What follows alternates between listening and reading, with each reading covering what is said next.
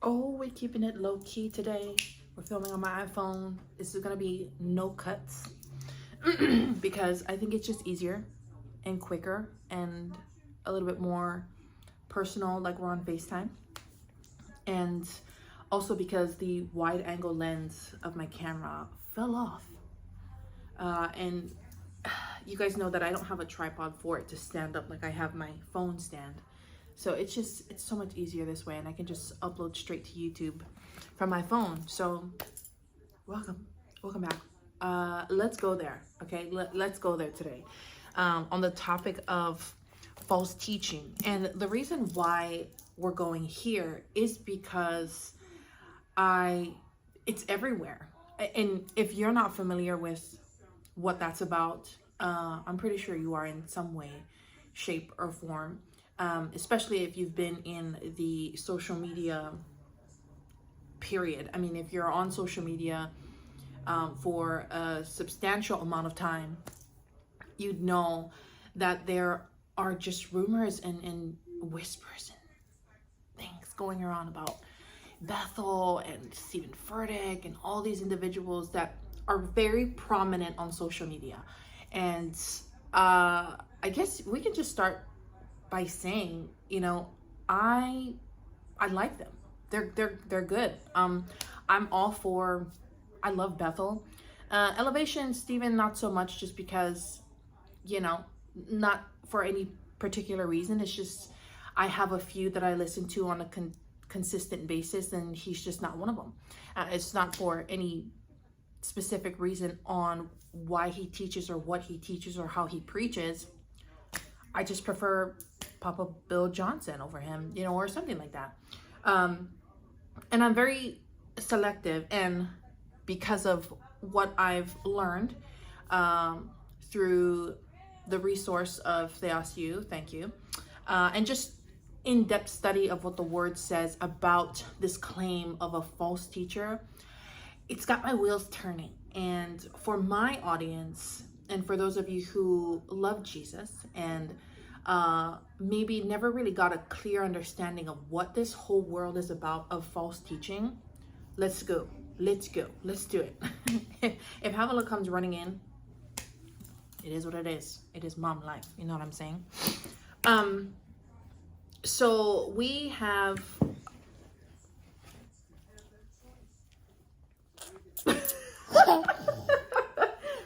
I think the first thing we need to do is differentiate what makes a false teacher. And you also have, I think what I'm about to say falls under this umbrella of false teaching, which is very similar to the prosperity gospel and I want to say Calvinism, because I've heard that go on through this topic of false teaching as well. And let's put a pin in that. Okay, so that's what, at least from what I understand, I've heard accounts on social media address as false teachers. And you also have, girl, they come after them, okay? I mean, their whole account is just dedicated. Don't listen to them. They're a false teacher. I mean, in bold letters, in capital bold letters. And I'm like, okay, it just, just focus on the gospel. I mean, if that's where you're going to go, then okay, make your point known and move on, but don't stay there. Like, what is your purpose? You're not even you're not even sharing the gospel yourself. You're just concentrating on ruining these people's lives as if you are. Okay, moving on. So one of the ways we have to establish, and I think broken down into 3 ways that we can establish what exactly is a false teacher. Number 1 is motive. And so I think, I don't know what verse it is, but Paul calls it like tickling people's ears. And motive is more of, an individual or a group, whatever. They're coming at it from a position of money hungry, or they're doing it for fame. They're doing it for, self exaltation. And so, that can definitely. Or that is, I think, the first way of you telling what a false teacher is, sort of. Okay, we're gonna get into the next 2 points. And so the thing about that is, though, with motive, you can't really tell a person's motive. You can't go into someone's heart and see and tell, oh, they're actually in this for this, or they're actually doing this for that reason. You can't do that. So you can't really measure motive in an individual. I think what can help, though, is maybe seeing the fruit later on, or especially if they're on social media, their whole persona, sort of, in part, their character is on display for you to see.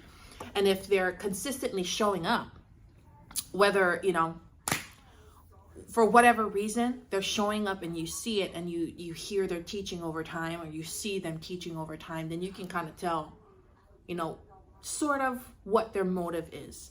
I'm going to mention this, okay, and I'm just going to go there. For example, Bill Johnson has been under fire. Bethel in general has been under fire for years, and I don't think they ever will not be, okay?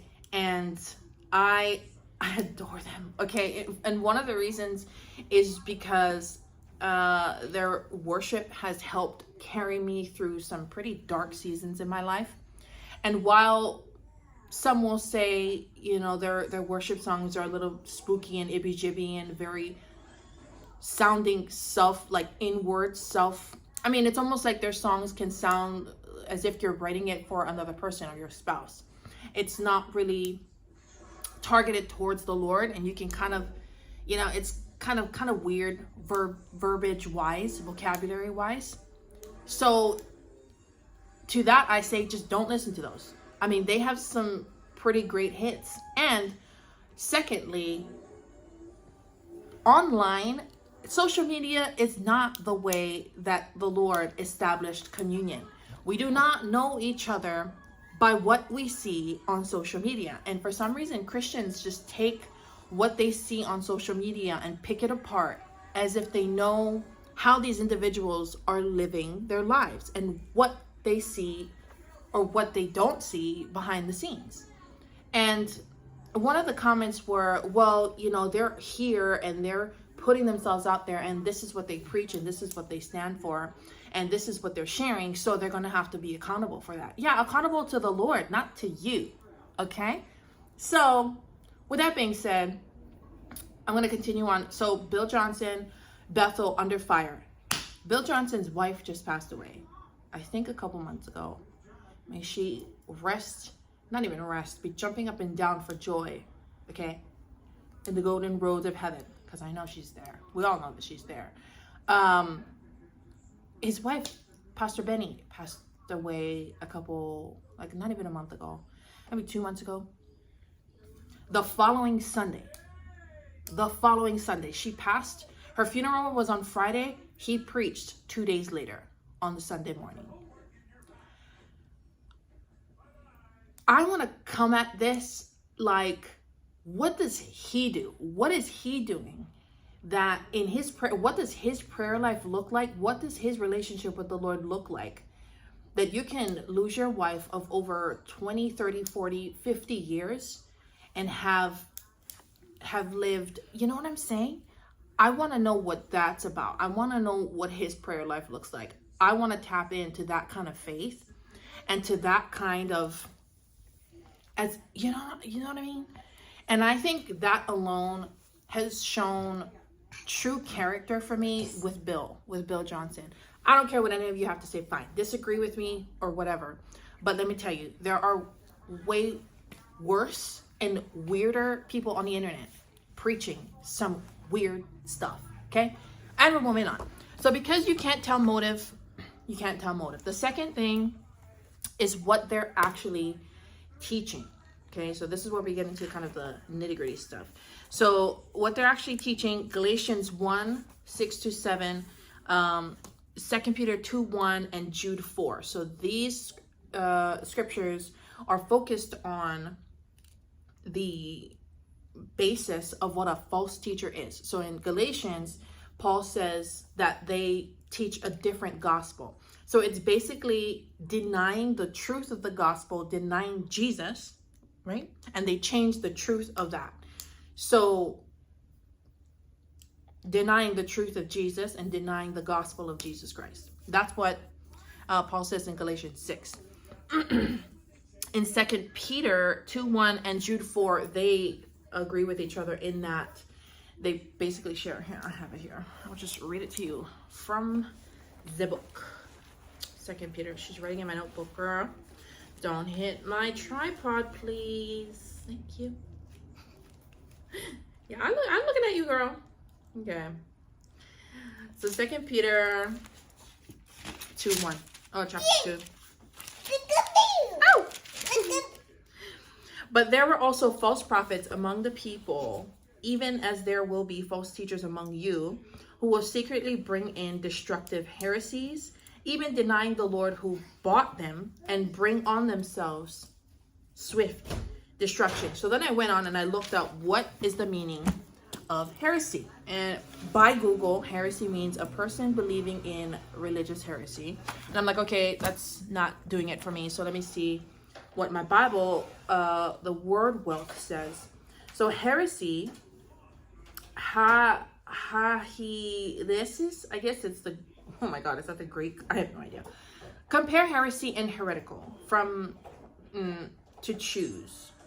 Whatever the word is in Greek. I think it's Greek. Or is it Hebrew? I don't know. The word originally denoted making a choice or having an option. Progressing to having a preference because of an opinion or a sentiment. It easily slipped into a mode of disunity, choosing sides, having diversity of belief, creating dissension, and substituting self-willed opinions for submission to truth. Right there. That part, earlier. It says denoted making a choice or having an option. You do not have an option with Jesus. Okay, Jesus is it. Period. Point blank, period. There's no option when it comes to the gospel. Okay? So if that's what they're preaching, if they're going and making changes to the gospel and denying the truth of the gospel and denying Jesus, okay, then we have an issue here. Okay? What you trying to do, girl? Okay. Then we have an issue. Okay, then that's when I'm talking with those that we see on social media, okay? Because if you're actually going to a church where they're preaching this, run the opposite direction, okay? Run out, run, don't even go there. Don't even go there, whatever. Do as the Lord leads you, but run. You shouldn't even be there in the first place if they're actually changing and denying. Okay, changing and denying is a no-no. But I'm making a point to address those on social media because you have the choice. In that sense, you have the option to watch them or to not watch them. Now, if you're becoming obsessive and you are just trying to warn the world about not to watch them, then that's a different, you got another thing coming. Okay, you need deliverance. If that's your mission, to just warn everybody and to be kind of like that spooky Christian believer who's just like, oh, don't, no, and the position of your heart is more towards disgust, and it's more towards like almost fear, and that's not good. That's not okay. That's not okay. Your focus really should just be in love and enjoy, I think, not in fear and in disgust, kind of pinpoint what it is that maybe you just don't like. And that's the third point, is maybe these guys, maybe you just disagree. Maybe they're wrong and they need to be corrected. That's the third point. These are the third points. Maybe you just disagree with them. Maybe they're wrong. Or they really are heretics. Okay, maybe they really are teaching heresy. But to that point about disagreeing and being wrong, that's just your own conviction. That doesn't make them a false teacher. That doesn't make them changing and denying the truth of Jesus. Maybe they're just a little weird, and maybe they're just a little out there, and you don't like them, then don't watch them. You have the option to change and to deny, or not deny, but to get rid of, or to watch whoever it is that you enjoy. Okay? And if you want to go and warn all your friends, then do that. But be careful about labeling individuals as false teachers, because that's a big deal. It's not just some simple accusation. That's a big deal. And it is a big deal in the New Testament, because it's mentioned throughout the New Testament. You know, Paul makes it a point to mention this teaching or this false teaching. So with that being said, my friends, just be careful, okay?